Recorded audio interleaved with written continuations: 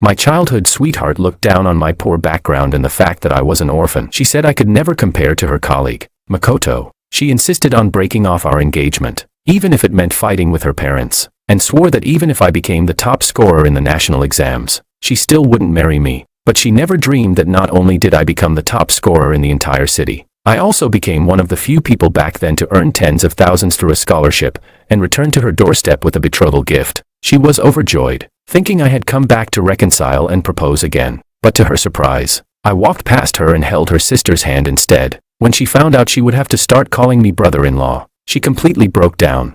Chapter 1. The day before the engagement, I saw Alicia scribbling something all over a sheet of paper. It was a detailed comparison between my family background and Makoto's. One's a delivery driver for the local supply co-op, dirt poor, no parents. The other's a hospital doctor. Family already has tens of thousands saved. Parents still young and healthy. Even a fool knows who to pick. There's no way I'm marrying George. He'd better back off. I took her advice and let go, willingly. What Alicia didn't know was that, after being reborn, I also had a list. Mine was filled with all the cruel things she did to me in my previous life. This time, the one I want to marry isn't Alicia, it's Willow. 1982. A courtyard house in the suburbs of Beijing. Waking up from a nightmare, drenched in cold sweat, I was determined not to repeat the tragic end of my last life. I immediately went to my uncle and asked him to arrange a marriage swap with the Liu family. For once, I was a little nervous. Uncle, Willow is a major in the military district. I'm just a co-op driver. Will she even agree? My uncle puffed on his dry tobacco and smacked his lips. I've got her phone number. We'll ask. Just wait for the news. Hearing his agreement, the heavy weight in my heart was finally lifted. After my father passed away, I had been living here in this Sihiyuan with my uncle, relying on each other to survive. Alicia wasn't wrong when she said I had no parents. But even without any comparisons, as someone reborn, I knew one thing for sure. This time, I would never marry her again. Just then, someone tapped on the window. A faint female voice came through. George, Alicia wants you to meet her at the skating rink. Coming, I replied, getting up to dress. Since I'd decided to be a complete stranger to her in this life, there were things that needed to be said. From now on, Miss Liu could leave me out of all her little plans. When I arrived, the ice rink in the Beijing suburbs was packed. Alicia stood at the center, holding Makoto's hand. Dressed in striking red, she stood out from the crowd. Before I could get close, someone slammed into me from behind. The sudden force knocked me off balance, and I was sent flying across the ice. The cold pierced into my bones like hundreds of tiny needles, sharp and unforgiving. I winced from the pain. Alicia glided toward me from afar. I thought she was coming to help me up, but instead, she stopped, looked down at me with a glance of disdain, lifted her chin, and scoffed. Makoto was right. You really are useless. You can't even skate properly. What makes you think a man like you deserves me? Don't think you can force me into marrying you just because your dead father had some ties with my family. I'm telling you, not a chance. Back when we were teenagers, she used to smile and call me hero brother. Now, all she does is scowl and call me a useless loser. Alicia's voice wasn't quiet, and people around us began to gather, ready to enjoy the drama. He really is dumb. Isn't it obvious that Alicia and Makoto are made for each other? Why would he even try to get between them? They both work at the hospital. They're a perfect match. And him, just a broke delivery driver trying to chase a goddess. Exactly. Makoto's about to get officially hired as a full doctor after the exams. What does George even have to compare?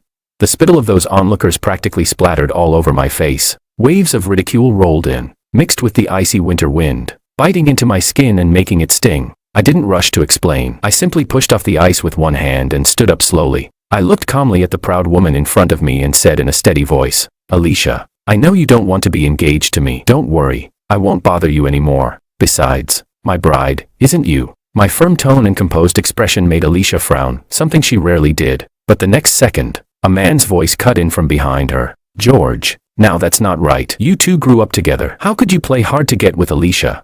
The speaker was Makoto, Alicia's colleague, and the man she had feelings for. He was also her lover in my previous life. Makoto had always been skilled at stirring the pot. Any words from his mouth always ended with me being in the wrong. Just as expected, Alicia's eyes lit up with sudden understanding after hearing him. The disgust in her eyes deepened. Save it. My heart's not with you. Even if you died right in front of me, I still wouldn't marry you.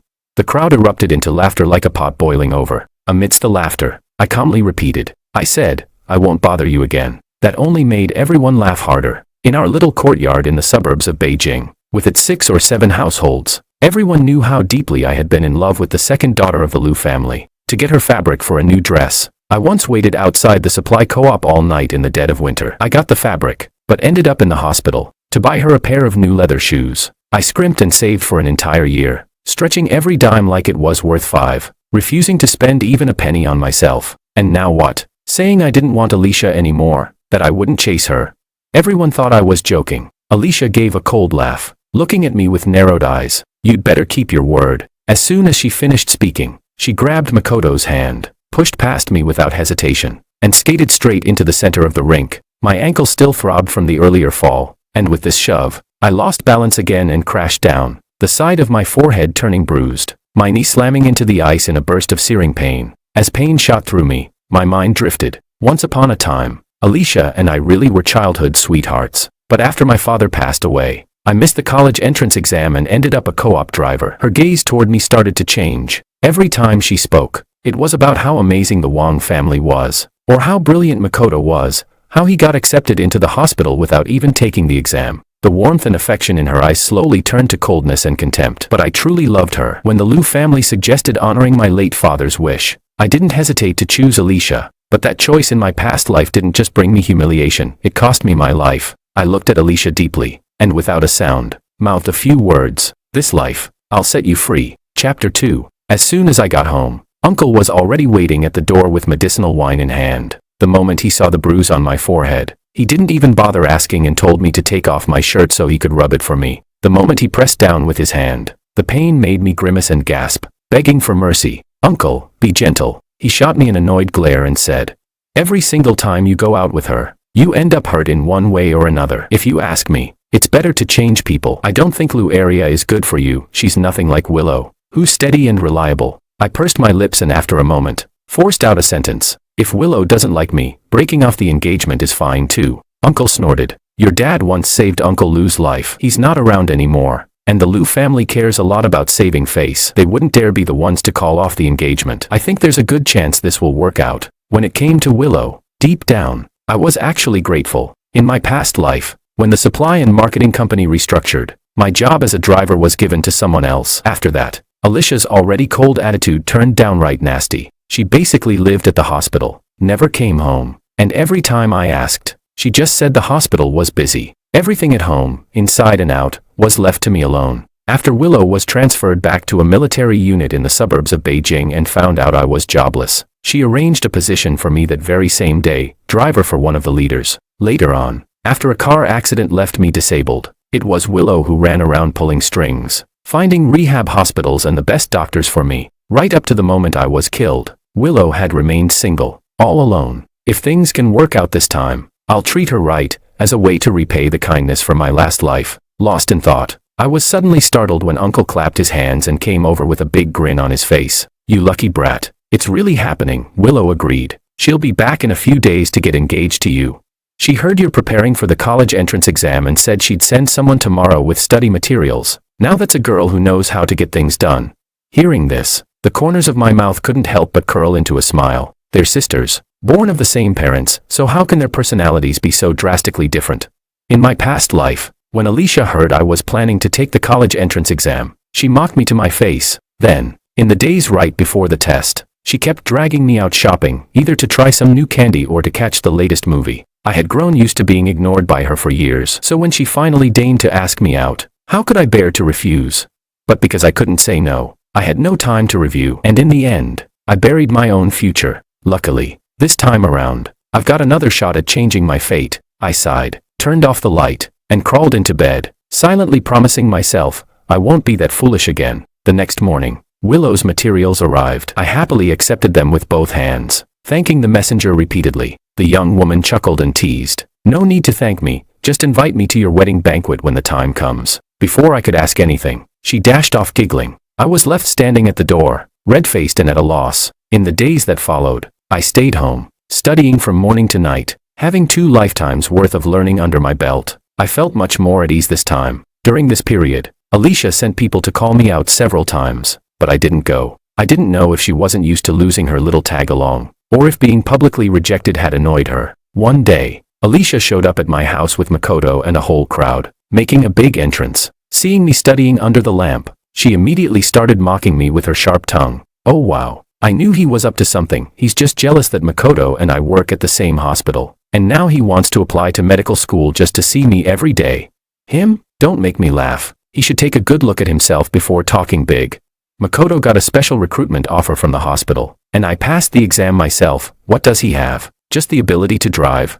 As soon as she finished, the crowd burst into laughter. I lowered my eyes and stayed silent, fists clenched tight. I knew arguing with them was pointless. The strongest form of retaliation is to pass the college entrance exam and change my fate. In the past, whenever people mocked me, Makoto would always step up to pretend he was the bigger person and say a few words. This time was no exception. He turned and gave the others a scolding look, then pretended to defend me. You guys are too much. Just because you're not taking the exam doesn't mean you should mock George, even if he probably won't pass. At least he's trying. Gotta put on a good show for Uncle Lou and Auntie Lou. Right. Chapter 3. Though Makoto was speaking to the group, his eyes kept drifting toward Alicia. Between the lines, it was clear, he was implying I was only taking the college entrance exam to put on a good show for the Lou family, just to get them to approve the engagement. As expected, with that subtle push, Alicia's expression darkened immediately. Without a word, she marched over and slammed my book to the ground with a loud thud. She kept her usual arrogant tone. Stop dreaming. If a useless loser like you can pass the college entrance exam, then pigs can climb trees. Give it up. No matter what you do, I'll never agree to this engagement. Don't waste your time. Let's go. Let's hit the streets. I need to cleanse my eyes. Some people didn't quite get what she meant with that last remark, but Alicia casually glanced at me and added lightly, "Oh right, just saw something filthy. That's all." The group erupted into laughter again. I clenched my jaw, swallowing back the storm brewing inside. The pain in my chest was suffocating, and my palms were dug red from how tightly I was gripping them. Right now, I probably looked just like a stray dog, pathetic and embarrassed, but I couldn't afford to fight back. Not now. The college entrance exam was just days away. I had to endure. I took a long, deep breath, repeatedly reminding myself to hold on. Only after everyone had finally left did I quietly close the courtyard gate, go back inside, and pick up my books to continue studying. For the next several days, I immersed myself completely, day and night. I ate, slept, and studied like nothing else existed. It wasn't until I stepped out of the exam room that I finally let out the long-held breath in my chest. It was like I was exhaling all the suffocating frustration and deep pain from my previous life, cleansing my soul in one go. As I returned to the courtyard, all the neighborhood aunties greeted me with bright smiles, asking how the exam had gone. Just as I opened my mouth to respond, my childhood friend Martin grabbed my arm. "Tonight's my birthday. You better come." I was about to refuse, but Martin sneered and said, "What? You haven't even passed the exam yet and you already think you're better than me? I'm inviting you personally, you know." He put it like that, so I couldn't very well decline. I nodded and agreed to go.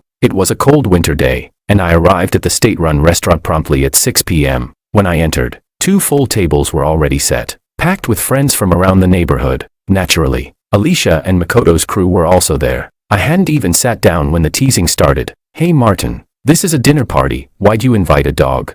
Yeah, saying one thing and doing another, pretending he's done bothering Alicia, but secretly scheming. My mom said Aunt Lou's already asking around about the engagement banquet. At that, everyone's faces changed. They crowded around Alicia, bombarding her with questions. "You're really getting engaged to him? How does he compare to Makoto? Remember how he always played dead every time you invited him out?" Alicia snorted coldly, raising her red lips into a sneer. Her almond-shaped eyes were filled with a cold, cutting smile. "You're all overthinking it. Someone like him? Not even close. The banquet's for my sister. She's coming back in a few days, and those times I invited him out, I had my own reasons. If he failed the college exam, my parents would never have the heart to force me to marry him." Her voice wasn't loud, but to me, it sounded like thunder crashing right above my head. I felt dizzy, like a bomb had gone off in my skull. My temples pulsed painfully. All the peace I'd felt after finishing the exam vanished instantly. My face turned ghostly pale under the harsh white light, making me look practically dead. I had never imagined that, in my past life, Alicia had deliberately sabotaged my exam. I thought she was just a girl being playful and immature. I never realized it was all calculated, a scheme to avoid marrying me. The noise around me continued. A few girls chimed in, their voices sharp and cutting. "Someone like you isn't even worthy of carrying Alicia's shoes. Stop embarrassing yourself. Come on. He's been obsessed with Alicia since forever. You think he's not still clinging to her?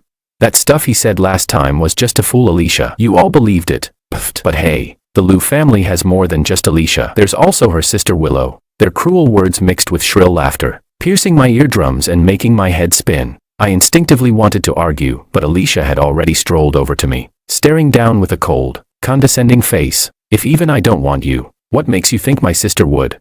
Chapter 4. After saying that, she glanced at me and added, I've talked it over with Makoto. If you really can't live without me, I guess you could be my servant. It'd be barely acceptable, but just a servant, don't get any other ideas. Hearing that all too familiar line, I wanted to laugh. In fact, I actually did laugh. In my past life, even though Alicia and I were legally married, she always treated me like I wasn't even human, barking orders at me, never once showing basic respect. She made me hand wash all her clothes, and sometimes even forced me to wash her lover's laundry too. Anytime I questioned it even slightly, she'd go into a hysterical rage, and just to keep the marriage going, I swallowed my pride again and again. If that wasn't being a servant, what was it?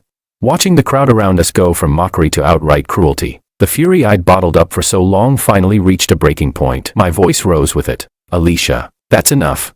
I'm only going to say this once, I will never like you again, and the one I'm getting engaged to isn't you. It's. Before I could finish, a sudden shout came from the doorway. Who brought those pastries on the table? What did you put in them? Makoto just ate some and threw up.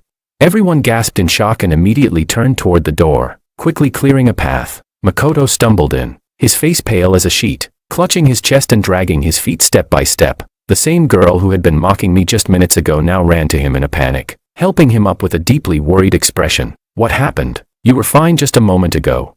He ate one of those jade pastries on the table. Someone chimed in. Just a few minutes later, he started vomiting and nearly passed out.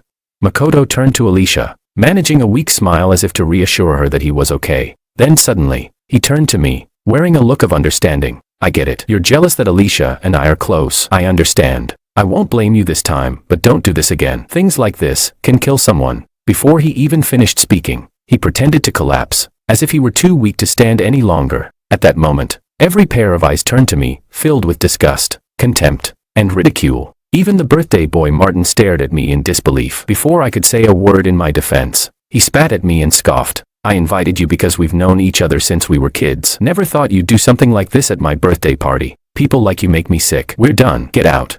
I looked from Martin to Makoto, back and forth. There was a flicker of guilt in Martin's eyes. He couldn't even meet my gaze and quickly looked away. At this point, what more was there to misunderstand? I didn't bring any pastries. The gift I brought tonight was a book, but Makoto insisted the drugged dessert was mine. Martin didn't even ask. He just decided I was guilty in front of everyone. From the start, this had all been a trap set for me. When Alicia saw Makoto pass out, she was frantic. She stormed over to me and slapped me hard across the face. If anything happens to Makoto, you'd better be ready for prison.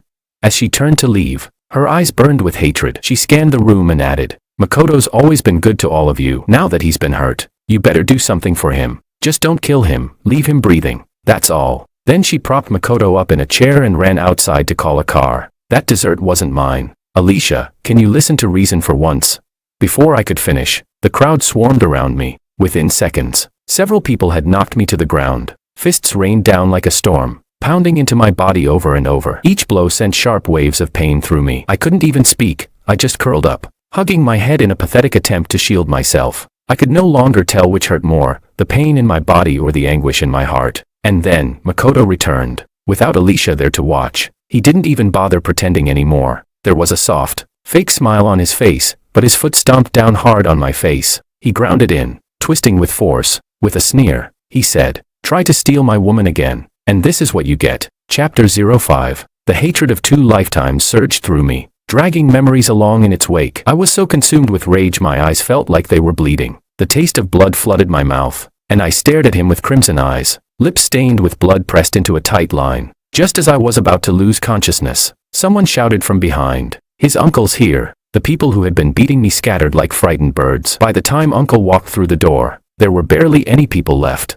The moment he saw what I looked like, Uncle's expression turned grim. His eyes swept the room before he barked out, full of authority, "Who did this? No one's getting away." Then, he picked me up and was about to rush me to the hospital, but I stopped him, my voice hoarse. "Uncle, take me to the police station first. We can't let this go. I won't take the fall for this." Seeing that I could still hold on, Uncle didn't waste time arguing and turned straight toward the station. Before retiring, Uncle had served in the military, so he still had some sway. Before long, the police had taken my statement and told me, "We've understood the whole situation. We're starting the investigation immediately. You should go to the hospital now and get treated." I thanked them and was finally taken to the hospital by Uncle. After a full-body checkup, the results came back, a fractured shin and multiple soft tissue injuries of varying severity. Only after hearing that it wasn't life-threatening did Uncle finally breathe a sigh of relief. He told me to stay in the hospital for observation and went back to prepare some food for me. I slept through the night at the hospital, finally able to rest and recharge. I thought I wouldn't see Alicia again so soon, but as fate would have it, the hospital I came to was the same one Alicia worked at. Just as I stepped out to get some water, I ran into her. In just one night, Alicia's attitude toward me had taken a complete 180. She followed me into the ward, saw the fruit basket on the table, forced a smile, and said, "George, let me peel you an apple. I'm really good at it." I frowned, unsure of what she meant. I was just about to speak when the auntie in the next bed let out a chuckle. "Ah, young man, your girlfriend really cares about you." "She's not my girlfriend," I said awkwardly, quickly denying it. For some reason, the way I hurried to distance myself hit Alicia the wrong way. She had always clung to me like an unshakable leech. Why did I reject her so quickly this time?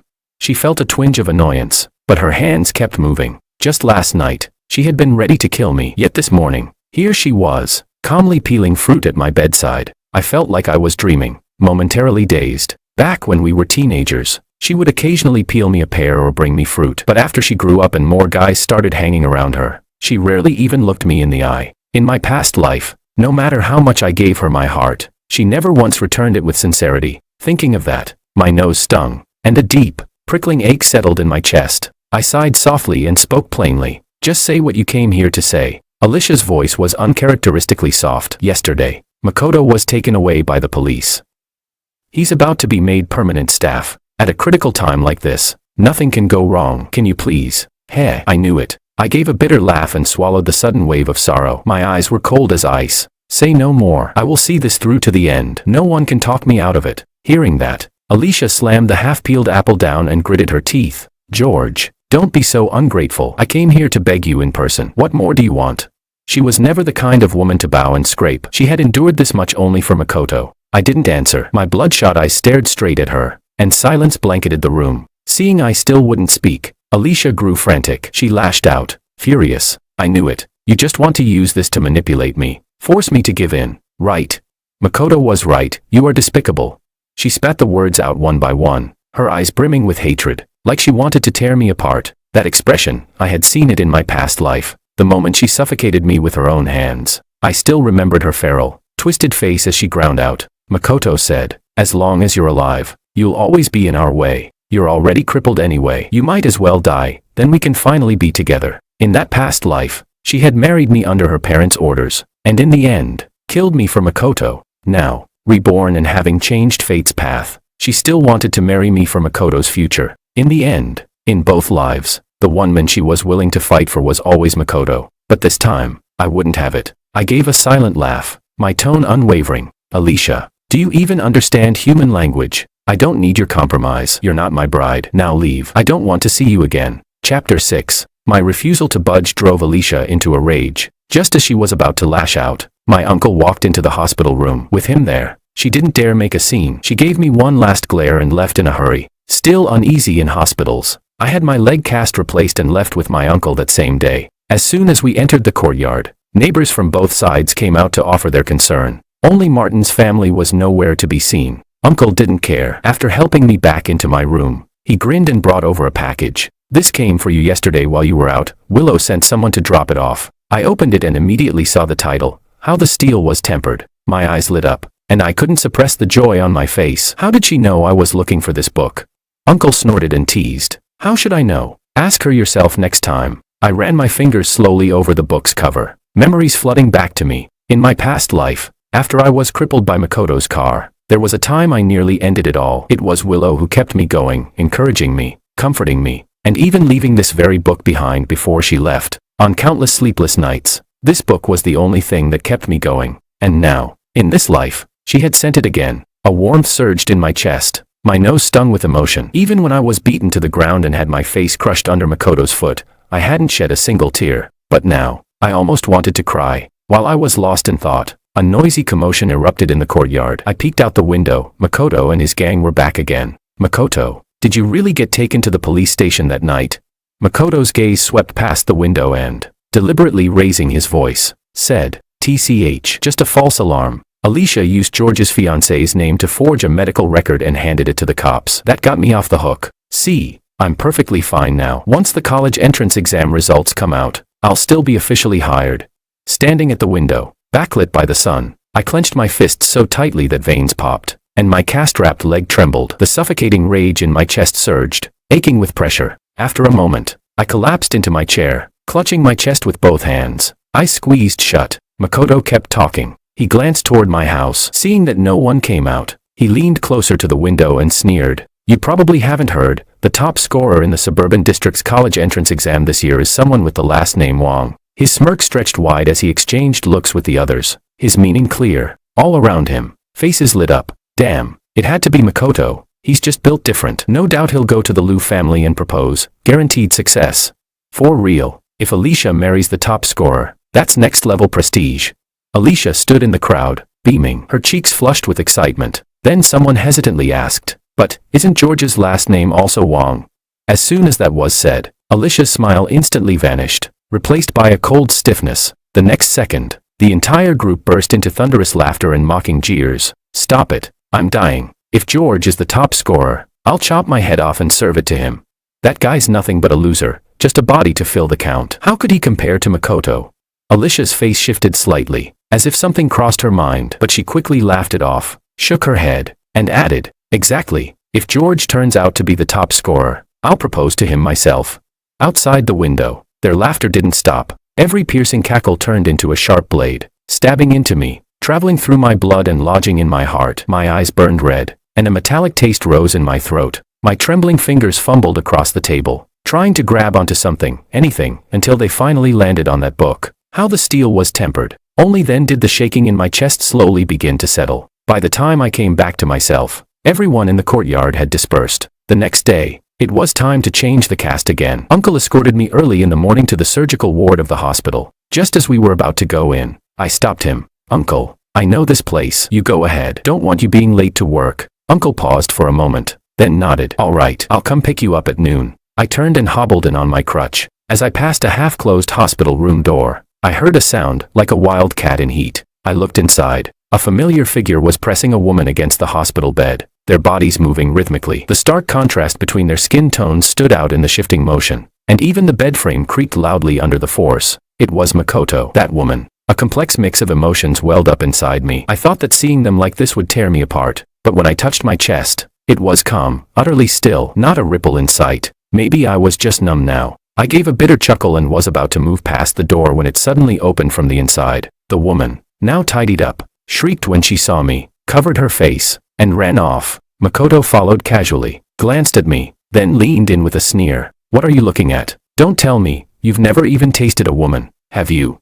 Don't worry, I've tasted Alicia for you. She's not bad. Chapter 7. He thought I would be angry, furious even, that I'd grab him by the neck, but I didn't. It was as if I hadn't heard him at all. I gave no reaction. I didn't want to engage with him. I tried to walk past him, but Makoto glanced behind me, then suddenly raised his hand and slapped himself hard across the face. Staggering a few steps, he leaned against the wall and cried out theatrically, George, I already apologized to you. Why are you hitting me again? He turned his head toward the approaching figure, wearing a pitiful expression. Alicia, I was just apologizing for what happened last time. But before I could finish, he slapped me right across the face. Alicia's heart clearly ached when she saw the bright red handprint on his cheek. Her expression darkened instantly, and the chill in her eyes was sharp enough to pierce through someone and pin them to the wall. Without saying a word, she stormed up to me and slapped me hard, twice, one on each cheek, gritting her teeth as she cursed. You hit him once, I'll hit you twice. You deserve double. Let this be a lesson to you today. See if you ever dare again. I was stunned. Covering my face, I looked up at her, a cold frost coating my gaze. This was the woman I had cared about for 2 lifetimes, yet she didn't even ask a single question. She always stood on the opposite side of me. I once waited all night in the snow just to get her a piece of floral cloth she liked. Now, for the sake of one lie from her lover, she slapped me twice without hesitation. Just then, a bystander down the corridor who couldn't stand to watch anymore spoke up. He's got a bad leg. Who could he even hit? That guy is clearly lying. I saw everything myself. Hearing this, a trace of doubt flashed in Alicia's eyes as she looked at Makoto. Makoto shot the person a threatening glare, then turned back and continued acting pitiful. Alicia, He's just pretending to be weak to get your sympathy. He might even use this as a chance to ask Uncle Lou and Auntie Lou for your hand in marriage." As soon as Alicia heard that, the slight softness in her expression vanished, replaced by even more frost. "Don't even think about it. There will never be anything between us." With those words, she didn't wait for my response. She grabbed Makoto and hurried toward the surgery wing. Out of her line of sight,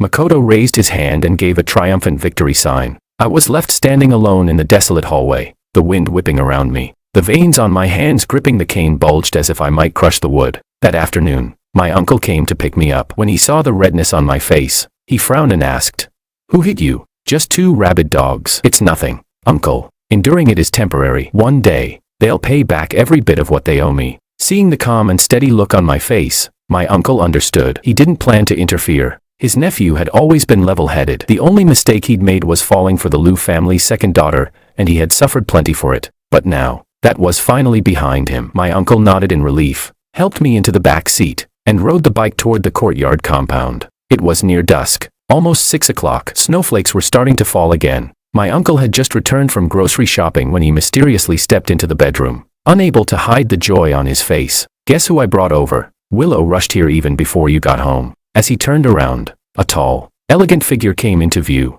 Willow's delicate face was lit with a smile. A thin layer of snow clung to her shoulders. Even though she tried to hide it, her eyes and brows betrayed a touch of shyness. After 2 lifetimes, seeing her again stirred something in me. I had 1,000 things I wanted to say, but in the moment, not a single word came out. I could only dumbly ask, "Hey, are you cold?" My uncle rolled his eyes at me and quickly found an excuse to leave us alone. "Does your injury still hurt? Have you eaten yet?" We spoke at the same time. Our eyes met, and a sudden tension filled the air, both of us a little embarrassed. In the end, I braced myself and asked the question buried deep in my heart. "Why did you agree to the engagement?" Chapter 8. Willow clearly hadn't expected my question. She froze for a second, then smiled and asked in return, "Why wouldn't I say yes? You're such a good person. But right now, I'm just a driver. And you?" Willow shook her head with a smile and leaned in slightly, speaking seriously. "George, there's nothing wrong with being a driver. It's a skilled trade too. Besides, you're not going to be a driver forever. I believe in you." I was a little stunned, but Willow's eyes were filled with such sincere conviction. "You saved someone from drowning at age 10. By 18, you'd already become the youngest driver in the supply cooperative. And you took on all of Uncle Wang's medical bills by yourself. You're more capable than most people." Her voice wasn't loud, yet it sank straight into my heart, stirring it restlessly. My heartbeat thudded like a drum. That night, we talked for a long time. It wasn't until the sky turned deep and dark that Willow, cheeks flushed with shyness, finally left, but not before saying 2 things. First, leave the matter with the police station to me. Don't worry about it. Second, come to my house for dinner tomorrow. My parents want to talk to you. That night, I tossed and turned in bed, too excited to sleep until very late. Meanwhile, in the Liu family courtyard, Alicia was getting chewed out by her parents for repeatedly asking about the engagement party. "Why do you keep asking? What's wrong with George? He's more than good enough for you. Are you blind?" Getting scolded for no reason made Alicia even angrier the more she thought about it. George might be a useless cripple, but at least he was good to her. But how could a respectable doctor like her marry a driver? What would her friends think? How could she still hold her head high in her social circle? The thought made her mind wander to Makoto. He was also a doctor, and the top scorer in the college entrance exam. Now that's something she could brag about. Of course her parents would approve of him. With that, her anger slowly faded. By the time Willow got home, Alicia was already fast asleep, dreaming peacefully. The next morning, I dressed neatly and, along with my uncle and a bundle of gifts, went to the Liu family home. Uncle and Aunt Liu welcomed us at the door. During the meal, Willow sat next to me, constantly adding food to my plate and urging me to eat more. We chatted and laughed. Alicia sat off to the side, watching with a sour expression. She shot me a glare and hissed under her breath in frustration. "Don't think you can seduce my sister. She'll never fall for you." I turned my head away like I hadn't heard her at all. Alicia, stewing in anger, finally couldn't hold it in anymore. She jumped up, pointed at me, and shouted, completely ignoring her surroundings. "Nice move, George, playing hard to get now. You're just trying to force me to say yes, aren't you?" The moment she spoke, Uncle Lou's expression turned cold. "Watch your mouth. Where are your manners?" Then he turned to me with a warm smile. "George, let's go ahead and settle the engagement between our families. From now on, you two should build a good life together." Just as Alicia was about to object, commotion sounded outside the door. Makoto walked in with his parents, Mr. and Mrs. Wang, both carrying extravagant gifts. As Aunt Lou was about to ask what was going on, Makoto stepped past his parents and spoke up with a beaming smile. Uncle Lou, Aunt Lou, I'm here today to formally propose to Alicia. We're truly in love, please let her marry me. I'm also this year's top scorer in the National College Entrance Exam. If we marry now, it'll be a double blessing. It'll bring honor and prestige to the Lou family. Mr. and Mrs. Wang looked around the room with smug pride, noses in the air. Uncle and Aunt Lou exchanged confused glances. Alicia turned to me with a triumphant smile, her voice shrill with gloating. I told you not to show up and embarrass yourself, but you just wouldn't listen. Now look, face slapped. Hard. How can your dumb brain even compare to Makoto's? Honestly, you're ridiculous. I'm ashamed for you. Willow was about to speak, but I stopped her. In this life, I had never wanted to marry Alicia. I had never wanted to compete with Makoto. In fact, I didn't even want to waste spit talking to either of them. Seeing me remain silent, Makoto assumed I was ashamed and pounded his chest confidently. Don't worry, George. When you take the exam again, I'll personally tutor you, as a favor. You know, since we're neighbors in the same alley. His parents beamed with pride at how mature and generous their son was. Just then, an official from the local examination office burst into the room, waving a sealed envelope in his hand. Smiling from ear to ear, he exclaimed, "Congratulations, congratulations, Uncle Lou, you really are blessed. The top scorer came to your home to propose today. It's truly a day of double joy." Uncle Lou looked at me, then at Makoto, uncertain, and asked, "The top scorer, who is it?" The official was just about to answer when Mr. Wang impatiently cut him off. "We're dying of suspense here, just get to it already and announce the name." Makoto and Alicia had their eyes glued to the envelope, grinning with anticipation. Willow and I, on the other hand, remained calm, as if the result had nothing to do with us. Unable to delay further, the official opened the envelope and pulled out the red card. He read aloud in a booming voice, "This year's top scorer in Beijing's Suburban District College Entrance Exam, George Wang." Chapter 9. As soon as the name was announced, the expressions of the Wang family changed drastically, their faces turning to stone on the spot. Alicia even lunged forward, snatching the card from the official's hand and reading it out loud, one syllable at a time. George. The next second, the card slipped from her fingers and fluttered to the floor. She stood there, completely hollowed out, like her soul had been yanked from her body. Her lips trembled with disbelief as she muttered, "How is this possible? No way. This can't be right. Something must be wrong." She grabbed the official's arm in a frenzy, shaking it violently and shouting incoherently, "You must have tampered with the results somehow. Makoto was supposed to be the top scorer. How could it be George? You must have rigged it." At that moment, the Wang parents also snapped out of their daze. Hearing Alicia's accusation, they jumped in to back her up. "That's right. This has to be your doing. Our son was specially recruited by the hospital. Topping the exam should have been easy. Spit it out already. Confess what you did, or we'll report you." The two officials almost laughed out loud in disbelief. Glancing around the room, now packed with neighbors from all around the compound, they raised their voices and declared, "First, let everyone here bear witness. The envelope was opened publicly, in full view. There's no way it could have been faked. Second, we never once said Makoto was the top scorer. Just because you all claimed it doesn't make it true. After all, the title of top scorer is earned by grades, not by gossip." The moment those words landed, the neighbors started nodding in agreement. Some who had long disliked the Wang family even began mocking them outright. Oh ho, who was it just now going on and on about being the top scorer and bringing double happiness? No shame at all. Got into the hospital through backdoor connections and still acts like a king around the courtyard. Our George is the real deal, didn't say a word. Then BAM. Top scorer. Way better than those loudmouths. Everyone in the room knew what those remarks really meant. One by one, they laughed and chimed in. Makoto, who was always the one mocking others, now found himself publicly humiliated. His earlier pride and arrogance were completely gone. His face went from pale to flushed in seconds. Meanwhile, his parents wouldn't let up. They angrily questioned the officials again. "You said before that the top scorer's last name was Wang. Now you're denying it." The officials shook their heads with a sigh, clearly exhausted. One of them explained patiently, "The name came from higher up. Yes, we said the top scorer's surname was Wang, but we never said it was your son. There are other families in this compound with the surname Wang, you know. Who said the top scorer had to be your Makoto?" The Wang couple were left speechless. They couldn't come up with a single rebuttal. Seeing their livid faces, the crowd around them burst into another round of laughter. Only Alicia stood there, her eyes red and bulging, staring at George like she was possessed. She just couldn't wrap her head around how he, George, could possibly be the top scorer. And yet, there he stood, calm and composed, without the slightest trace of arrogance. That steady, grounded presence stood in stark contrast to Makoto's earlier cocky bravado. The difference was obvious. Even the official was impressed by my composure. He walked over and gave me a friendly pat on the shoulder, teasing.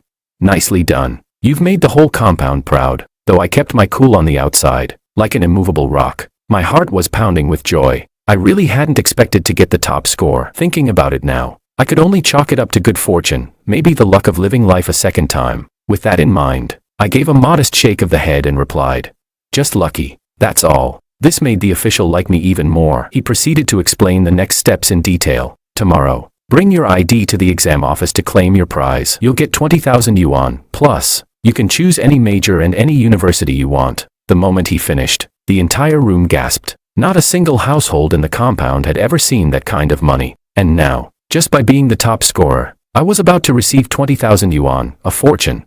Neighbors began whispering among themselves, eyes filled with admiration. The Wang parents' faces turned even darker. All of this played out in front of Makoto, whose face was burning red. His fists clenched so tight they nearly cracked. In the shadowy corner where no one could see, his eyes glinted with pure venom. Just before leaving, he stormed past me and deliberately bumped into my shoulder. He shot me a vicious look and spat. Even if you're the top scorer now, Alicia will never marry you. Chapter 10. I ignored him, honestly. Talking to him felt like trying to speak a language he didn't understand. I had made it clear in multiple situations, I was never going to marry Alicia, but they just refused to listen. Now I was tired of explaining. Let them think whatever they wanted. Once the engagement banquet was held, everything would come to light. That thought comforted me. Before long, the crowd left the Liu household. Uncle and Aunt Liu, along with Willow, went outside to see them off. Only Alicia remained slumped in her chair, like someone had broken her spine, completely drained of energy. George had not only become the top scorer in the college entrance exam, he was now part of a wealthy household with over 10,000 yuan, and he even had the freedom to choose any major and university he wanted.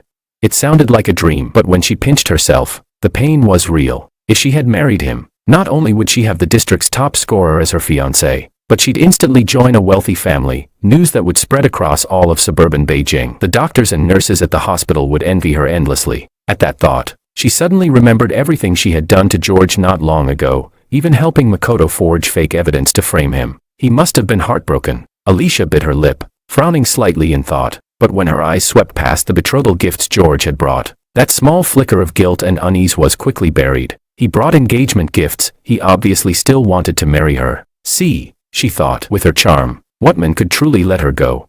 That realization made the pallor in her face slowly fade, replaced by a cheerful and beaming smile. When Willow came back into the main room, Alicia even praised. For once in her life, George really turned out to be something. Mom and Dad had great instincts after all. Our Liu family's finally getting some glory again. She even hummed a tune as she stood before the gifts, admiring them from every angle. Willow looked at her, puzzled. Just a moment ago, she'd been acting like the sky was falling. Now she was all smiles. But since the two sisters had never really gotten along, Willow simply sighed and returned to her own room. The next day, my uncle took me to the exam office to complete the formalities. The moment I stepped inside, the staff greeted me with tea and a warm welcome, flustering me to the point of turning bright red. At the final step, while I was signing documents, one of the staff asked, "And your family member's name is?" Just as I was about to reply, a female voice chimed in beside me. "Ah, I'm here. His family member is Alicia." I looked up to see Alicia standing gracefully before me. I glanced behind her. There was no one else. The joy on my face faded instantly. Inch by inch, I immediately corrected.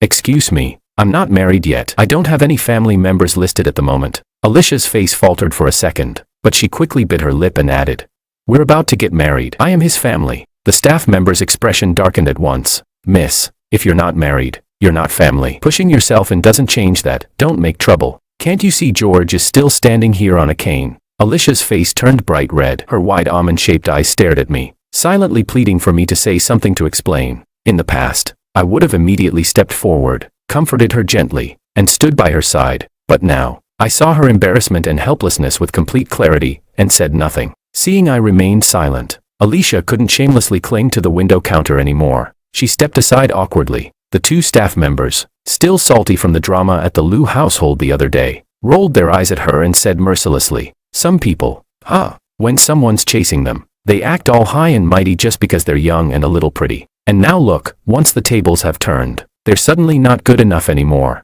Alicia was never one to swallow insults, and she nearly stepped up to argue. But when she glanced at me, a strange sense of guilt held her back. The words on the tip of her tongue were swallowed down. Half an hour later, all the procedures were complete. Just as the staff member was about to hand me the money envelope and the university selection list, Alicia brazenly reached out to take it first. The staff member was so baffled they almost laughed, rolling their eyes in disbelief. In the end, I simply reached past her, grabbed the bag, and limped toward the door. Alicia stared blankly at my back. He used to cling to her no matter how coldly she treated him. Why was he ignoring her now?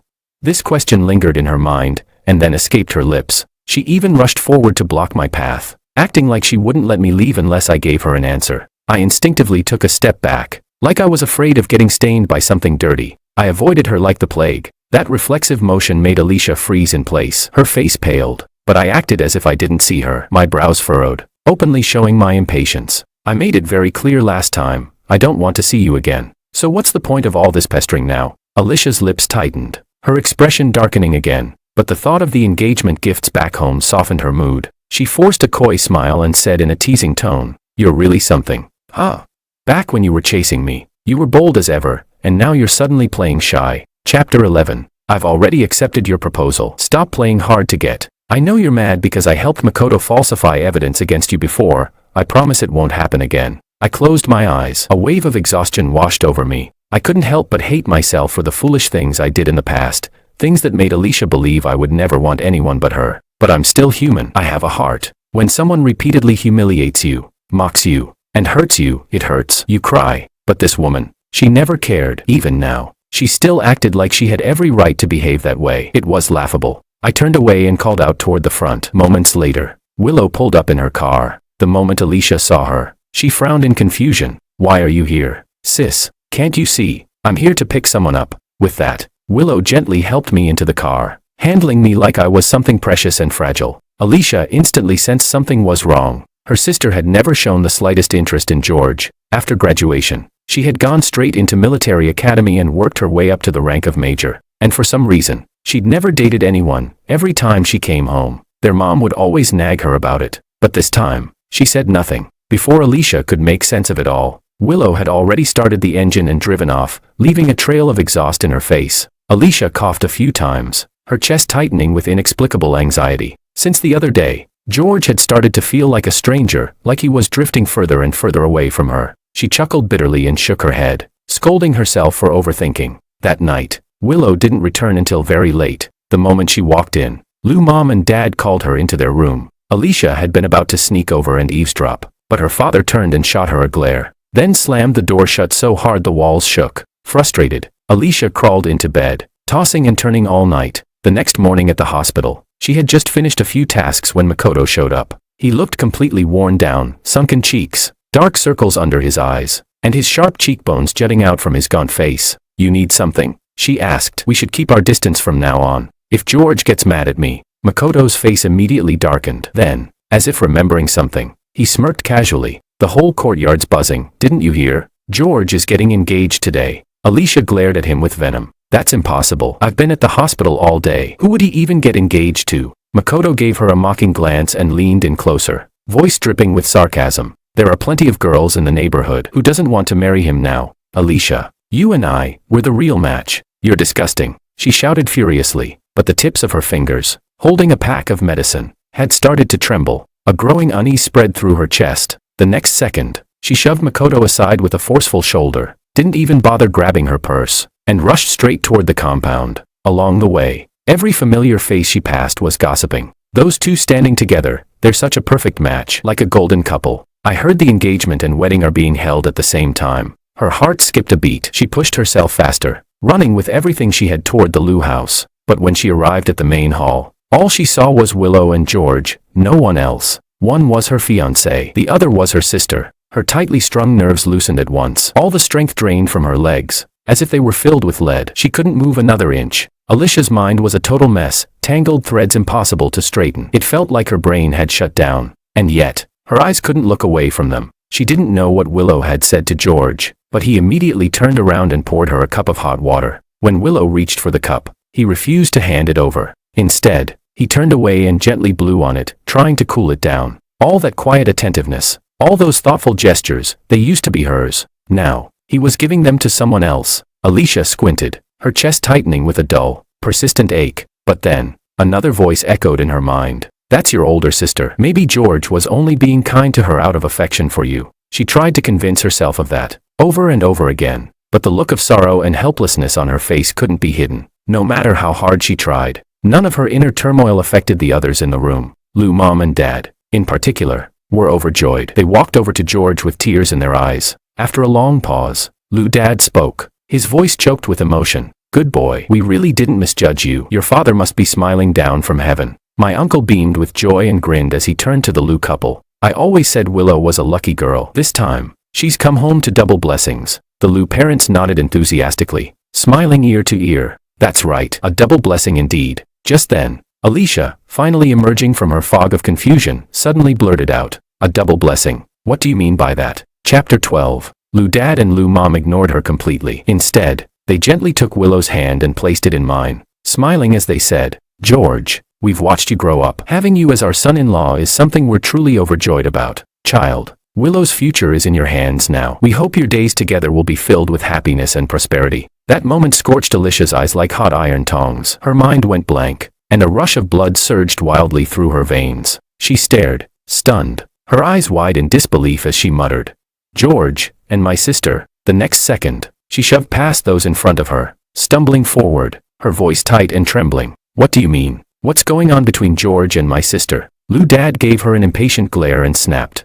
What are you shouting about? Your sister and George are in love. They'll be holding the engagement banquet soon. From now on, you better call him brother-in-law. The moment the words in love and brother-in-law hit her ears, Alicia's face went deathly pale, like a thunderclap had exploded right above her head. She stood there dazed, soul shattered, heart trembling uncontrollably. Her eyes scanned their joined hands and the affectionate way they looked at each other. Each glance, each word, felt like a whip cracking across her face, burning hot and merciless. Humiliated and furious, she shouted back, how could they be in love? George clearly likes Alicia. Willow's gaze turned dark and cold. The soft, gentle smile from earlier had completely vanished, replaced by a cutting, icy sharpness. Alicia had never feared anything or anyone growing up, except for this unwavering, no-nonsense older sister. Her lips trembled as she clamped them shut, biting down hard, anger radiating from her even as she dared not speak again. But when her eyes fell on George and Willow's hands, fingers interlocked tightly, a surge of rage burst inside her. She could no longer sit still. She stormed over to George, flinging accusations in his face without a second thought. I already agreed to your proposal. What more do you want? And now you're seducing my sister. You're disgusting. Slap. Willow stepped forward and gave Alicia a fierce slap, leaving her stunned in place. The living room fell into a heavy, awkward silence. But Alicia's mind had already spiraled into chaos. She was consumed by one thought. The top scorer was supposed to be her future husband. She couldn't accept it, wouldn't accept it. He had always liked her. He followed her around for years. How could he suddenly say he wouldn't marry her? She wouldn't allow it. She wouldn't agree to it. Fueled by this madness, she ignored the pain on her face and charged toward me again. Her expression twisted with desperation. George, I told everyone, as long as you became the top scorer, I'd marry you. Now you did it. Whatever they just said, it's all a lie. Right, the one you want to marry is still me. Right. The room was frozen. Everyone exchanged stunned glances. The air grew thick and suffocating. Alicia stared at me with burning intensity, fully convinced that as long as she accepted me, I would still choose her. It had never crossed her mind that one day, because of her coldness, I would walk away, that I would choose someone else. Willow was about to speak, but I gently reached out to stop her. I gave her a warm smile, like a whisper, assuring her it was fine. Then I turned back toward Alicia, my face cold, my voice even colder. Word by word, I said, a worthless cripple like me, just a lowly driver, I was never good enough for you, not even fit to polish your shoes. Those were your words, in front of everyone. Did you forget? I didn't. From beginning to end, I've only ever planned to marry Willow, never you. With every word, Alicia's face lost another shade of color, until all the blood drained out and she looked as pale as death. It felt like a hole had opened up in her chest, wide and empty, the cold wind howling through it. After a long pause, her lips finally trembled. She tried to speak, tried to explain, but the look in my eyes, that cold, unfeeling stare, left her completely speechless. Her throat felt choked, like a boulder was lodged inside it. Panic welled up in her chest. Terrified, she reached out and grabbed my sleeve, her voice trembling. But you clearly like me. I shook her off without even looking up and replied flatly, don't worry, I don't anymore. And as if that wasn't enough, I added, from now on, and for the rest of my life, the only person I will ever love is Willow. Still not done. I turned to the crowd, took Willow's hand in mine, and declared loudly, "Everyone here, friends, neighbors, be my witnesses today. In this lifetime, aside from Willow, I want no one else." Chapter 13.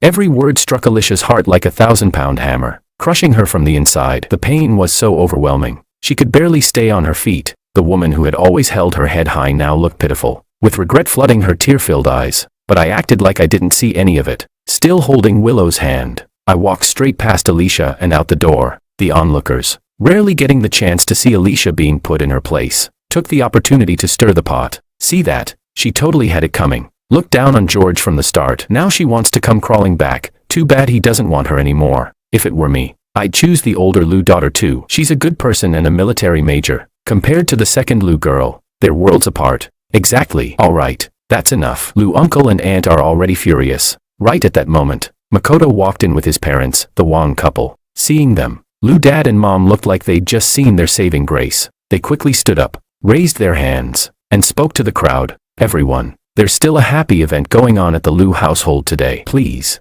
let's all show a little respect and spare us some dignity." The neighbors got the hint. With the host speaking and the Wong family showing up again, they all quieted down, waiting to see what would happen next. The atmosphere in the Lou family's main hall turned heavy. Wasting no time, the Wong couple stated their intention clearly. They had come to formally propose marriage between their son Makoto and Alicia. Lou mom and dad exchanged a glance and sighed quietly before Lou dad began. "Our older daughter is getting engaged and married to George at the same time. If you don't mind, maybe we can arrange for Makoto and Alicia's wedding to be held." Before he could finish, Alicia, eyes red and burning, suddenly rushed forward and cut him off. "I don't agree. The man I want to marry is Juan." She didn't even get the name out before Lou dad's eyes went bloodshot and his hand flew up high. Slap.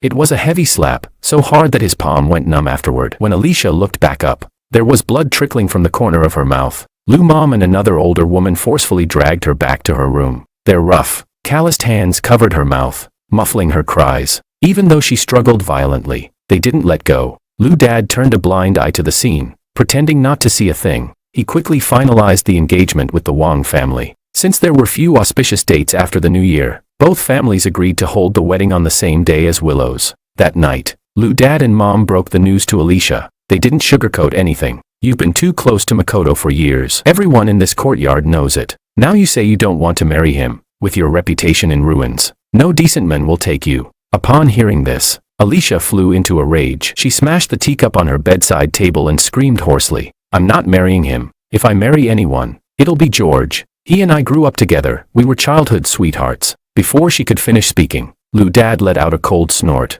His eyes filled with scorn as he snapped, "Give it a rest. Back when George was chasing after you and even came to propose, did you say yes? Every time we brought it up, you'd pull a long face, always going on and on about Makoto, how rich his family is, how you two work together and speak the same language. Well, now you've got what you wanted. So why are you throwing a tantrum at home now?" Alicia was stunned into silence. For a long moment, she couldn't come up with a single rebuttal. All she could do was cover her face with both hands, shoulders trembling as she sobbed. Even after Lou dad and mom left the room, Alicia's crying didn't stop. She couldn't understand. George had clearly liked her for so long. Why had he suddenly turned around and proposed to her sister?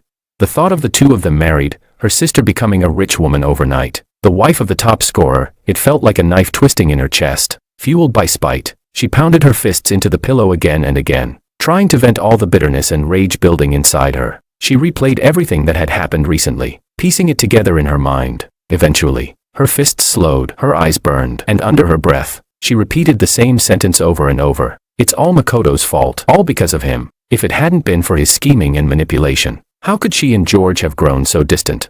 Once she'd finally figured it all out, the weight on her chest lifted, at least a little. So what if they were engaged? It wasn't the same as being married. There was still time. She would find a way to win George's heart back. She bit into her steamed bun like it was her enemy, chewing hard with a glint in her eyes as dozens of plans raced through her mind. Once she made up her mind, she wiped her face and crawled under the covers to rest. The next morning, she was already waiting outside the hospital's orthopedic wing. The cold wind whipped against her, making her shiver and stomp her feet to keep warm. She suddenly remembered a winter morning from years ago. George had ridden his bike all the way to a town several miles away just to buy her favorite soup dumplings. When he got back, his body was covered in snow and his face was frozen blue. And yet, she had taken those dumplings he bought with freezing hands and shared them with Makoto. She bit her lip hard. Regret began to rise in her chest. But over the years, things like this had happened far too many times to count. Alicia took a deep breath, forcing herself not to dwell on it. Her eyes stayed locked on the entrance. Not long after, my uncle and I arrived at the hospital gate. The moment she saw us, she rushed down to offer support. I immediately shifted away from her and scoffed coldly. Thanks, but I don't need your fake kindness. Alicia felt a strange wave of grievance rise in her chest, but she forced a smile and tried to play it cool. I'm on shift today. I was waiting specifically to help you get your cast done. I turned to my uncle and said flatly, Uncle, let's go. We're switching hospitals. Alicia panicked. She'd waited so long, she couldn't let him leave. She quickly stepped forward and asked, You're already here, why switch hospitals? Have I not made myself clear enough? Seeing you disgusts me. If you so much as touch me, I feel filthy. Chapter 14. The moment those words left my mouth, Alicia's face went pale, as white as the snow on the street. My uncle pressed his lips together, clearly holding back a smirk. Still, he offered a polite suggestion. The roads are icy. Let's not walk too far. What if someone slips and falls? Alicia's eyes lit up at that. She nodded quickly, even casting a grateful look toward my uncle. But what he said next turned that gratitude into a cruel joke. If you don't want her around, just find another doctor. There's no shortage of surgeons in this hospital. With that, he didn't even glance her way as he helped me into the corridor. Alicia bit down so hard she nearly cracked a tooth. But when she remembered all the things she'd done in the past, she could only swallow her frustration and chase after us. By the time she caught up to the ward, another doctor was already wrapping the cast around my leg. We were all familiar faces. When the doctor saw Alicia walk in, he didn't hold back and teased casually. What's this? Couldn't bear to let your brother-in-law out of your sight, so you followed him here. Don't worry, I've handled all your brother-in-law's casts before. That repeated brother-in-law rang like sharp needles in Alicia's ears, stabbing deep into her eardrums. For a moment, she was completely speechless. I didn't even look at her. I just chatted with the doctor like nothing happened. My uncle, watching this scene, wore a sarcastic smirk and said loudly, Some girls are really something. When someone's nice to them, they don't want it. But when they get rejected, they come crawling right back. Honestly, the doctor glanced up and added, Pathetic. Really? But people like that, pretty common these days. My uncle chuckled without denying it. Your hospital seems to have a fair number of them. The two exchanged a knowing laugh. I saw it all, smiled quietly, but said nothing. Alicia stood frozen in place, completely at a loss. She never imagined there would come a day when George, her George, would just stand there, watching others insult her and say nothing. He used to fight anyone who dared call her names, even over a single brat. But now, he let people mock her to her face, even calling her cheap. Her heart sank, like the icy wind outside had seeped into her bones, chilling her so much she couldn't speak, couldn't even find the strength to protest. The doctor was quick and skilled. Bandage after bandage, he wrapped everything neatly and tied it off. As soon as he was done, Alicia rushed forward, trying to support me, but I blocked her with one hand. No need. I can walk by myself. My tone was calm, but the cold gleam in my eyes was harsher than the snowstorm outside. After being repeatedly rejected and humiliated, Alicia finally snapped. She shoved a chair aside, voice shaking with rage as she shouted, What is your problem? What did I ever do to you for you to hate me this much? Even if you're going to be my brother-in-law, you don't have to look down on me like I'm trash. I laughed suddenly and slowly turned to face her, sarcasm gleaming in my eyes. Oh, that's too much for you. Can't take it. The humiliation you all put me through back then, this is just a tiny fraction of it. Alicia panicked. She opened her mouth to explain, but I cut her off immediately. I pointed at the corridor in front of me, my eyes dark and sharp as I asked word by word, Do you remember? Right here in this hallway, when you slapped me twice over Makoto's false accusations. Alicia, you might have forgotten, but I haven't. She tried to step forward and explain, but I shoved past her. We're leaving. Anyone who doesn't know how to get out of the way, move now. As I passed her, I shot her a look of pure contempt. Then I turned to the doctor and gave him a warm smile of gratitude. Kindness and respect for others, only scorn and disgust for her. The contrast couldn't have been clearer, but even after everything, Alicia didn't give up. In her mind, I was just throwing a tantrum. Once I cooled off, I'd forgive her again. I didn't tell Willow about Alicia following me around. First, I didn't want to put her in an awkward position as the older sister. Second, I'd already chosen my major and university. I'd be leaving suburban Beijing soon. That day, Willow came to see me with a bright smile. She held a beautifully wrapped, high-end gift box in her hands. My uncle, sensing the young couple wanted some private time, gave us a knowing nod and stepped out for a chat with the neighbors. I'm heading back to the military base tomorrow. When I get some time off, I'll come visit. This is a gift for you. She opened the box and handed it to me. Inside was a brand new men's wristwatch, sleek and expensive. I was stunned. It took me a few seconds before I shook my head, refusing gently. This is too much. I can't accept it. Willow gave me a playful glare, clearly pretending to be angry. Without a word, she took the watch out and put it on my wrist herself. Then she added softly, to me, nothing is more valuable than you. Chapter 15. It was the first time someone had ever confessed to me. I felt my face heat up, though it didn't show much, but my ears turned bright red. Looking at the watch on my wrist, I hesitantly asked, "Why are you so good to me?" Willow burst into laughter. Her eyes curved into crescents. "Because you're my man. If I'm not good to you, who else would I be good to?" She paused for a moment, then asked meaningfully, "Do you still remember the little girl you saved from the pond when we were kids?" I nodded slowly. Looking at her smiling face, a realization suddenly hit me. That girl was you. It was me. I frowned slightly, confused. "Wasn't that your sister, Alicia?" I remember she was wearing a floral padded jacket that day. Willow took my hand, led me to the couch, and explained.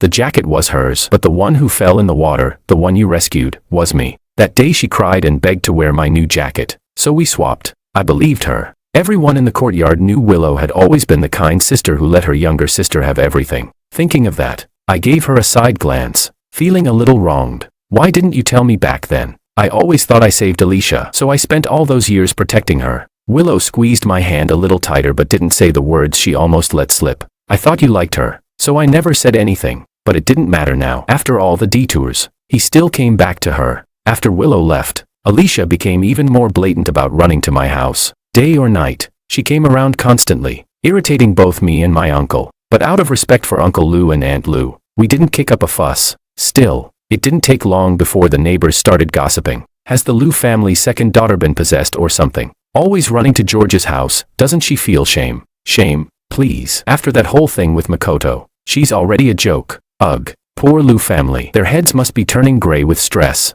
Before the gossip faded, Alicia came again, bundled in a thick cotton coat and a bright red scarf, knocking hard on my window. But unlike before, this time she knocked dozens of times, and no one responded. A nosy aunt, after watching the scene long enough, finally said, "Stop knocking. George and his uncle are gone." Alicia's face changed instantly. She rushed to ask, "Where did they go?" The aunt rolled her eyes. "You ask me. Who am I? Their doorkeeper." With that, she slammed her door shut. Now, only Alicia stood alone in the cold courtyard, surrounded by snow and silence, facing the dark, empty house. At that moment, a wave of overwhelming fear surged inside her. All the repressed sorrow, the panic, the loss, crashed down on her like a tidal wave. She ran home, gasping for breath, and anxiously asked her father, "Where's George? Where did he go?" Lou Dad's face darkened. He banged his tobacco pipe hard on the table and snapped, "Watch your mouth. He's your brother-in-law now. Where he goes is none of your business." She turned to her mother with pleading eyes, but Lou Mom was already too disappointed with her disobedience. She didn't respond at all. With no other option,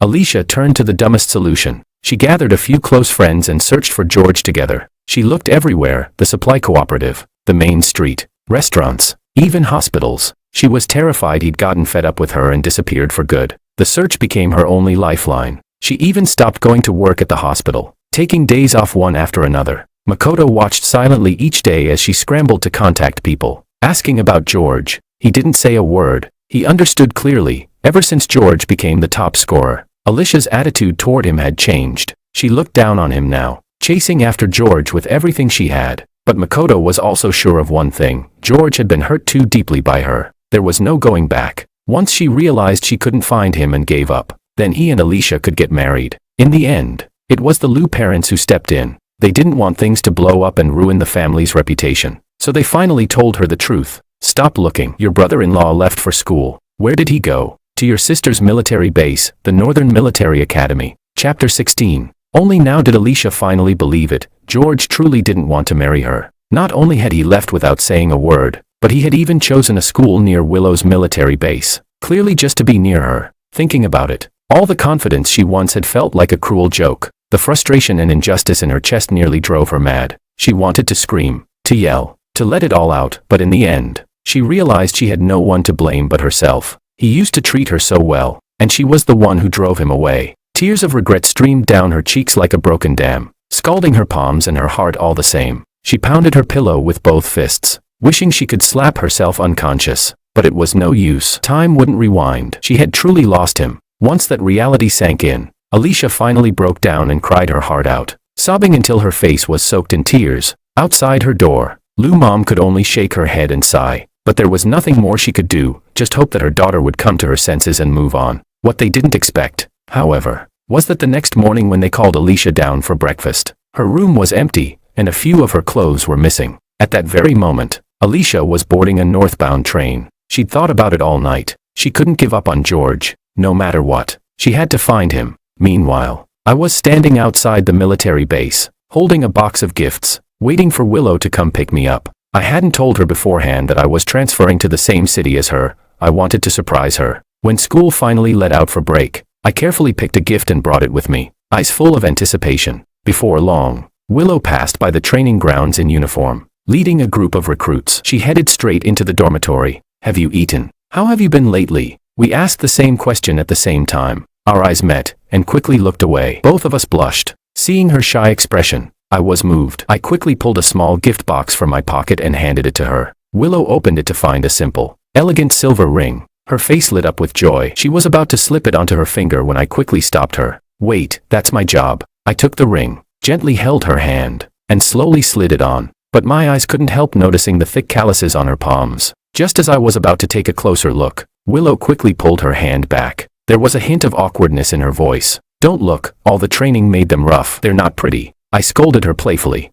"Nonsense. These are your badges of honor as a soldier. Who says they're not beautiful?" As I said that, I placed her hand over my heart. My eyes softened with affection, so much that it made her eyes turn red with shyness. Just then, the dorm's landline rang. Willow picked it up, and after a moment, her expression turned odd. "What's wrong?" I asked. "My sister's here." About 10 minutes later, Alicia arrived at the dorm. The moment she saw me, her eyes turned red, and she threw herself at me, but I reacted quickly and stepped aside. When she tried to pull the same stunt again, Willow arrived just in time and snapped, "Try one more thing, and I'll send you back myself." Only then did Alicia settle down, finally behaving herself, but her eyes never left our interlocked hands, filled with resentment. But she didn't dare say a word. I was just as uncomfortable with her sudden appearance. What shocked me even more was how much she'd changed in just a month. Gone was the vibrant, modern young woman she used to be. Now, she was skinny, with sunken eyes and sharp cheekbones. The phone rang again. Willow picked it up,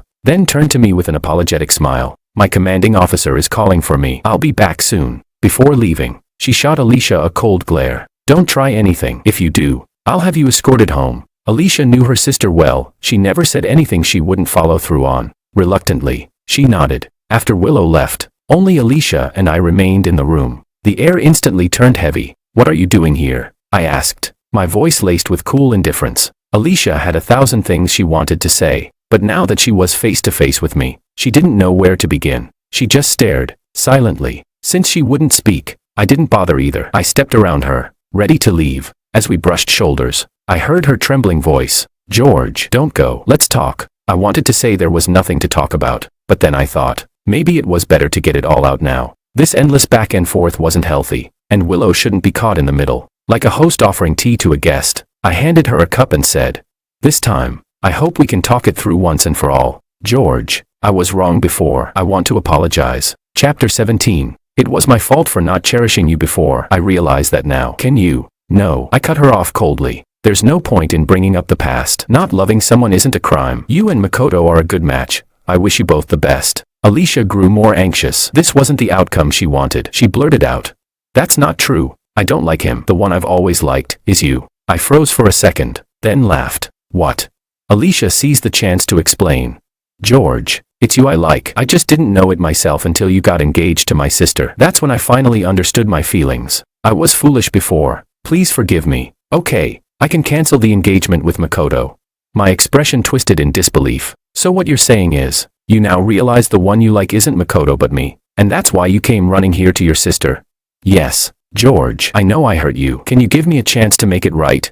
Her eyes were filled with longing, but to me it sounded like a bad joke. I curled my lips in mockery and said, "But Alicia, I realize the person I like isn't you. It's Willow." My feelings had long been worn away by all the cold sarcasm, the humiliation, and indifference. That honest declaration shattered all of Alicia's hopes. Her mind kept echoing with one line, "The one I like isn't you, it's Willow." How? How could he say something so cruel? The man who used to love her so much, how could he stop just like that? She staggered back, as if every part of her body was screaming in pain. When Willow came back, Alicia looked absolutely pale, concerned. Willow handed her a cup of warm water and asked, "Are you okay?" But seeing her sister's face only made Alicia think of George's words. Her heart twisted in agony. She forced a smile and said she was fine. Willow checked her forehead and, seeing there was no fever, left to attend to her duties. By noon, it began to snow. The ground outside was already covered with a thick white layer. Walking on it made a soft crunching sha-sha sound. Some areas had frozen over. Willow walked carefully ahead, but still nearly slipped and fell. I rushed forward to steady her. Alicia, on the other hand, wasn't so lucky. She slipped hard onto the ice, bruising her knees and back. Her eyes welled with tears, but I didn't even glance her way. I was too busy fussing over Willow. In the end, it was Willow who turned back to pull her up, letting her barely stand straight again. Alicia felt like her heart was being sliced open, shredded into pieces so small she could barely breathe. Lost in thought, she slipped again, and it was Willow who reached out to catch her. "What are you thinking about?" What she was thinking about was the time 2 months ago, when George had been called to the skating rink. She'd conspired with others to publicly humiliate him and cause him to fall. Her own fall just now was excruciating, but that day, he had been shoved twice. He must have been in unbearable pain. Her mind was dazed, thoughts sluggish, eyes locked on George's hand resting on Willow's waist. She stared blankly, like a puppet without a soul or will. Trailing behind them, her eyes were red, fists clenched so tightly she nearly broke her own fingers. But there was nothing she could do. George treated her and Willow completely differently. To Willow, he was all gentle smiles and soft tones. To her, he was cold as ice, visibly disgusted at the sight of her. Even the officers in the base were praising George, how outstanding he was, how top of his class, with a bright future. Whoever married him had struck gold. Hearing all those blessings felt like being stabbed 1,000 times in the heart. She had once had all of that, and she'd thrown it away. Now she had truly lost him. When George looked at her, there was no more love, only chilling indifference, even outright disgust. She had no one else to blame but herself. Every time she thought about it, Alicia wanted to stab herself. Why had she been so blind? She thought of how George once gave her roasted sweet potatoes, and how she'd refused him with a scoff, leaving him looking utterly dejected. How he'd saved up pocket money to buy her new leather shoes, only for her to show no appreciation, his disappointment etched in his face. What had she been doing then? Picking him apart, saying thoughtless things, mocking him. She couldn't even bear to recall the way his heart must have broken, and on top of that, she had openly defended Makoto in front of him, caring for another man right in front of George. The neighbors were right. She really was pathetic. She had mistaken worthless stones for pearls, utterly blind. After dinner, Willow made a phone call home. When she learned that Alicia had run away without permission, she made a decision on the spot. The next morning, she arranged for a car to take Alicia back to the Liu household. That same day, Makoto came by to check on her after hearing the news. But every time he came, Alicia was cold and distant. One day, she even opened the door with a frosty face and told him to get lost. Makoto, who had never been treated that way before, finally snapped. Furious, he lashed out. "What are you acting all high and mighty for? If your sister weren't a major in the military, do you think I'd even want you?" Chapter 18. As soon as she heard those words, Alicia's face turned red with rage. She snapped back immediately. "Then break off the engagement. You think I want to marry you? Why don't you take a good look in the mirror? You're nothing compared to George, not even fit to shine his shoes. If it weren't for you, how would I have ended up separated from him?"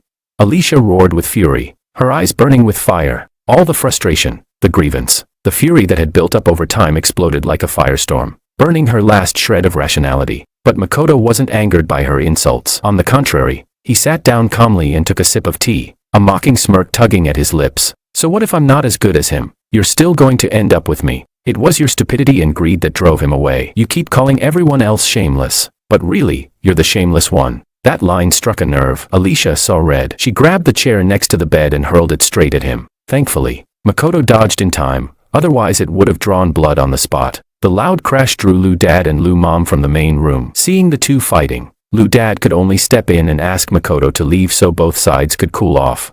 Having taken an unexplained leave from work for months, Alicia had already annoyed hospital leadership. A single phone call came to the Liu household. The message was cold and clear. "If Alicia doesn't return to work tomorrow, tell her not to bother coming back at all." Before Alicia could explain, the call was cut off. That was the wake-up call she needed. She had already lost George. She couldn't afford to lose this respectable job too, or she'd truly become the butt of the neighborhood's jokes. Depressed but determined, Alicia tidied herself up and reported to work on time the next day. No sooner had she sat down than her colleague Sophia glanced at her sympathetically and said, "If you hadn't shown up today, this spot wouldn't have been yours anymore." Alicia blinked, puzzled. "What do you mean?"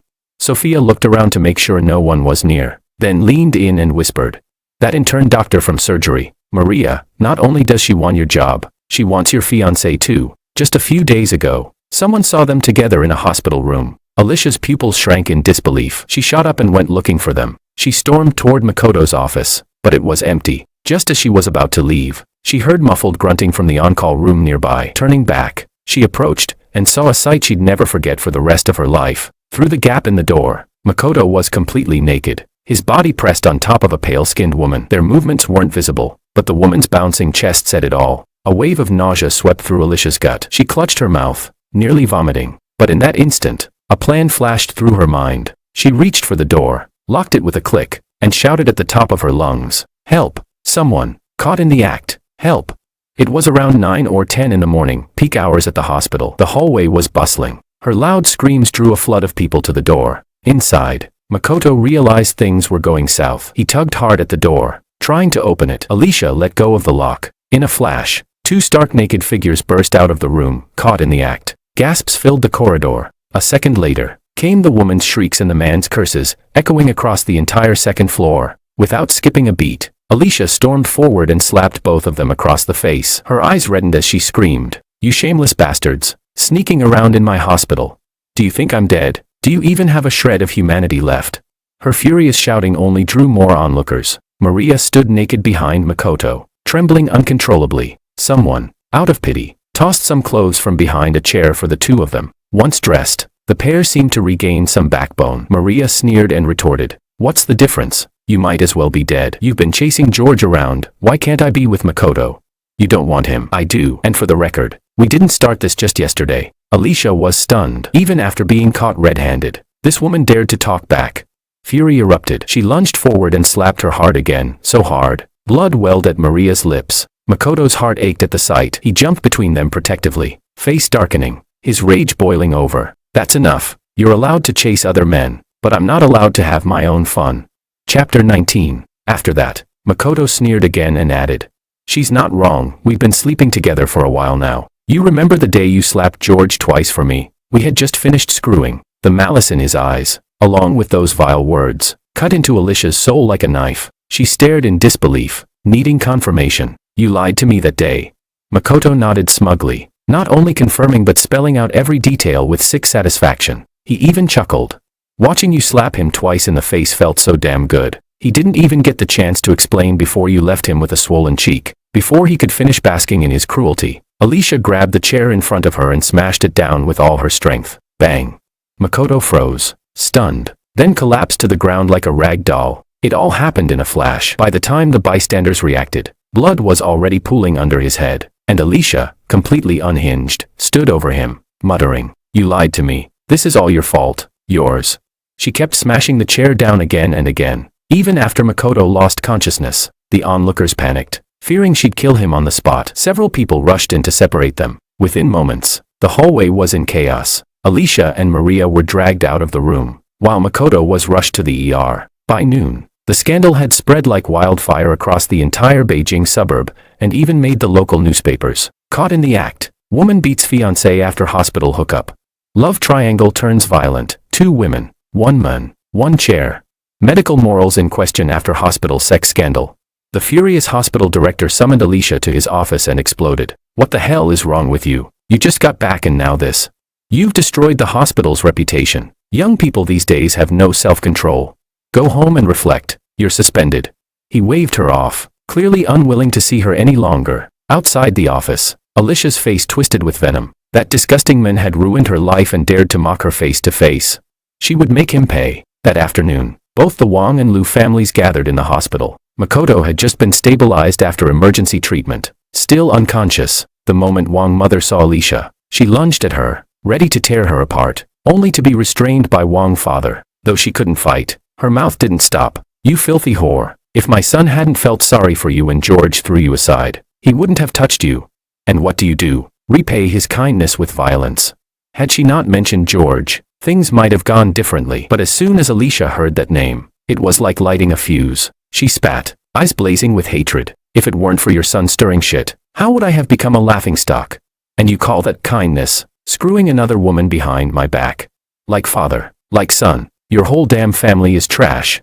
Another explosion of chaos was about to erupt when a nurse rushed to call the hospital director. Fed up, the director showed up and declared in front of everyone, Makoto's actions have severely damaged the hospital's image. He didn't pass the college entrance exams either. Once he recovers, he's fired. Wang's mother panicked. She didn't even have time to continue cursing Alicia before she softened her tone and begged tearfully, "Please, director, give him one more chance." But the director was unmoved. He simply turned and looked at Alicia, still simmering with smugness, and said coldly, "You go write a self-criticism. You're suspended for 3 months. One more incident, and you're gone too." Without waiting for any response, he turned and left. The staff whispered among themselves, some saying Makoto deserved it, others shaking their heads over his lust getting the better of him. After the Liu family left, the room quieted down. Only the sound of Wang's mother's weeping echoed through the ward. Eventually, Makoto stirred and opened his eyes. Seeing his parents, he understood where he was. Wang's father explained everything, the scandal, the media coverage, and the director's decision to fire him.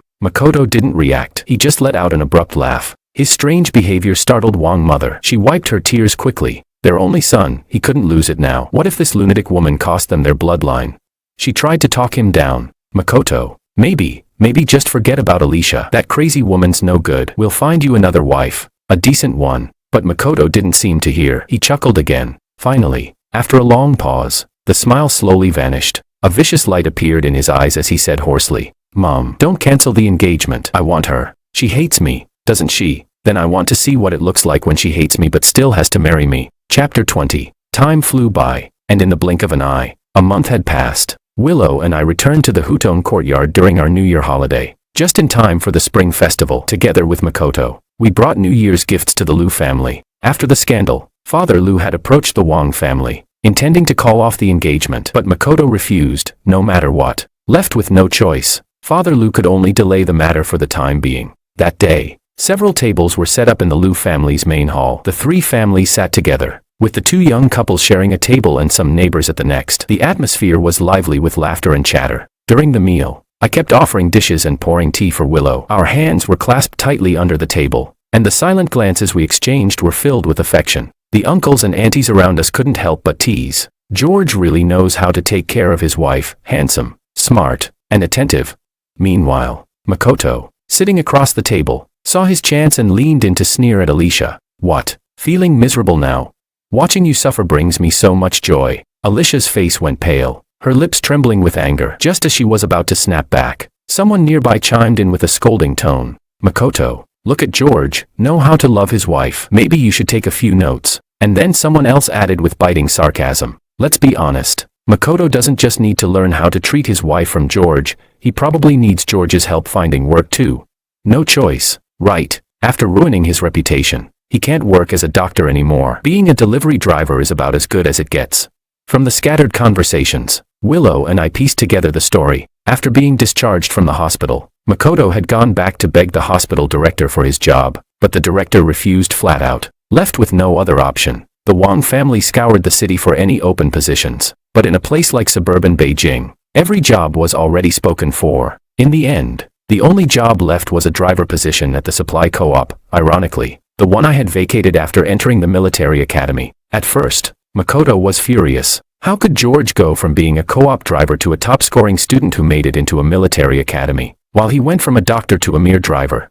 That thought lit a fire of envy and resentment in his eyes, consuming every bit of rationality he had left. And it was all thanks to that crazy woman, Alicia. If she hadn't caused that scandal at the hospital, if she hadn't exposed their affair, he wouldn't have become the laughingstock of the city. No one cared about the darkening storm on Makoto's face. Instead, their eyes shifted to Alicia, and the teasing grew even sharper. "Look at that." The second Liu girl drove away a golden goose and ended up with a broken-down deliveryman. Right, she used to look down on George for being a driver. Guess what? Now she's stuck with one for real. Alicia's red lips were pressed into a tight line. She bit so hard she could taste blood. They weren't wrong. If she hadn't made such a mess of things, if she hadn't pushed George away, would she be sitting here today as a joke?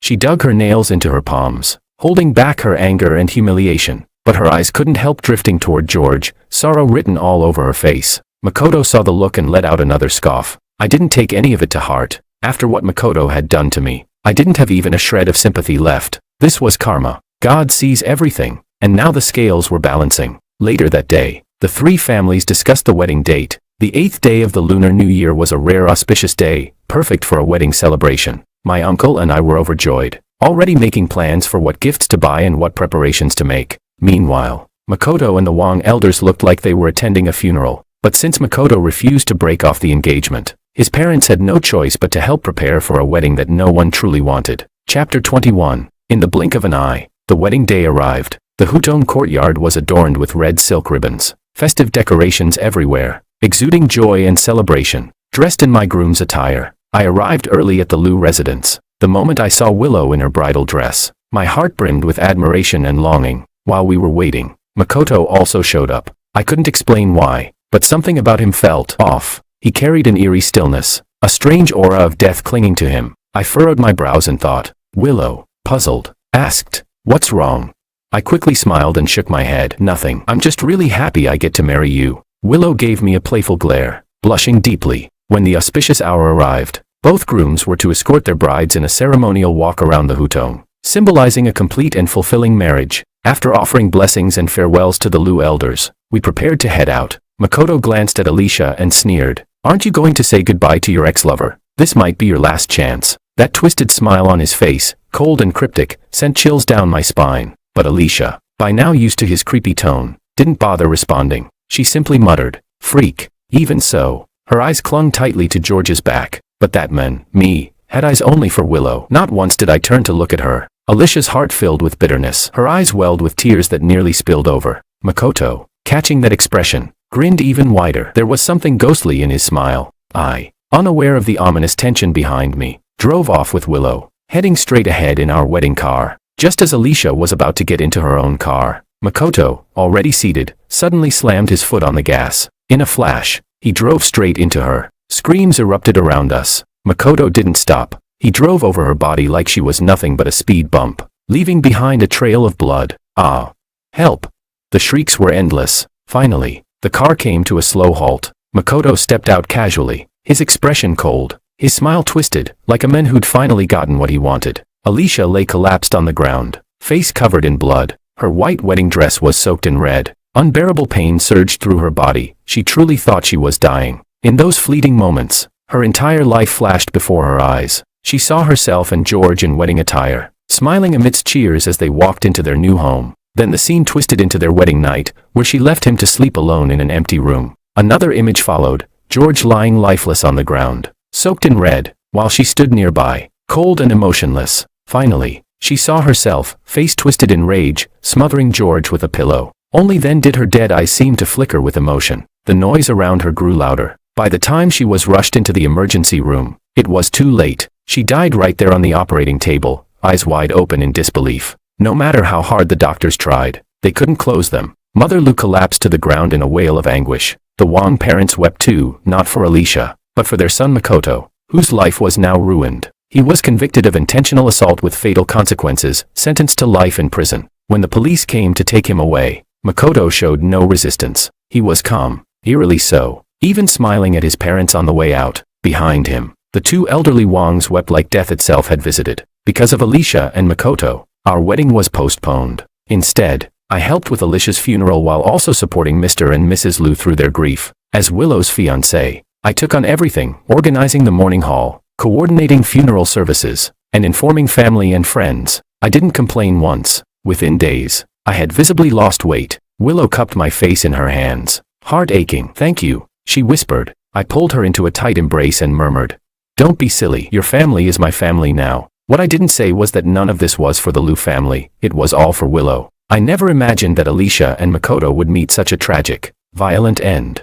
When Alicia died, every bone in her body was shattered. Makoto never intended to spare her. He floored the gas when he struck, determined to end her life. She had ruined his reputation and career, so he chose to end her life on her wedding day. Those two maniacs, they truly were a match made in hell. Maybe it was my rebirth that altered the course of this story and changed everyone's fates. But I felt no guilt, because in our last life, they both owed me. I held a stick of incense, my gaze calm as I stared at Alicia's photo. Silently, I whispered. Now, we're even. Then I placed the incense in the censer and turned, walking toward the woman whose eyes had always been warm. This life, Willow was the only harbor that had ever waited for me.